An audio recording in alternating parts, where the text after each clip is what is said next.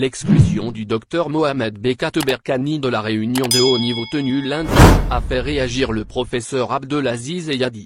Choqué et outré par ce qu'il qualifie d'abus de pouvoir de la part du ministre de la Santé, le président de l'Ordre des médecins de la région d'Annaba donne libre cours à sa colère, suite à ce qu'il considère comme une humiliation à l'encontre d'un praticien élu par plus de 50 000 médecins, et invite Abderrahmane Benbouzid à demander des excuses au docteur Mohamed Bekatberkani, et de régler le contentieux dans la discrétion. Rien ne va plus entre Abderrahmane Benbouzid et Mohamed Bekatberkani. Le conflit entre le ministre de la Santé et l'un des membres les plus en vue du comité scientifique de suivi de l'évolution de l'épidémie en Algérie couvait depuis plusieurs semaines, si ce n'est pas des mois. Loin d'être le résultat d'une incompatibilité d'humeur, inconcevable d'ailleurs à ce niveau de la responsabilité, et surtout dans une conjoncture où toutes les susceptibilités doivent être dissoutes face aux défis majeurs, les divergences entre les deux hommes sont très profondes et dépassent le cadre strictement personnel. Du moins c'est ce que pense aujourd'hui le docteur Mohamed Bekatberkani, qui a très mal apprécié sa mise à l'écart de la réunion tenue lundi sous la présidence du Premier ministre et en présence des ministres des Affaires étrangères, de la Santé, des Transports, de l'industrie pharmaceutique, de la réforme hospitalière, le président de l'Agence nationale de sécurité sanitaire, les membres du comité scientifique et des représentants du ministère de la Défense. Il y a eu une réunion au niveau du Premier ministère concernant un certain nombre d'acteurs, y compris le comité scientifique.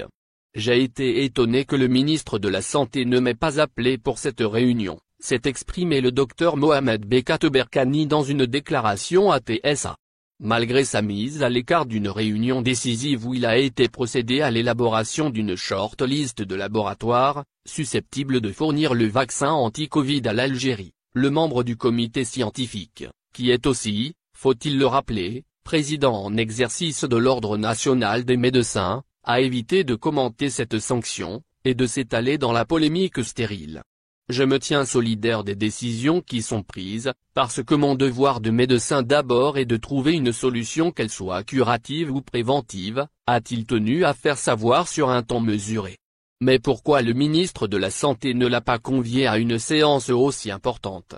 Est-ce que ça a un rapport avec cette déclaration précédente à propos de la gratuité du vaccin et la période de vaccination? Probable. Même s'il ne veut pas en faire un scandale, préférant aller au fond du problème. Franchement, je ne sais pas pourquoi et je ne veux pas savoir. Ce n'est pas à titre personnel. En excluant le président de l'Ordre des médecins, il attente à ma représentativité, a-t-il estimé, avant de souligner qu'il a refusé auparavant de cautionner l'indécision et l'attentisme des autorités, qui, selon lui, ont conduit au rétrécissement de la marge de manœuvre de l'Algérie dans l'acquisition du vaccin. Qu'à cela ne tienne. Ce n'est pas parce que nous avons des divergences de vues concernant ceci ou cela.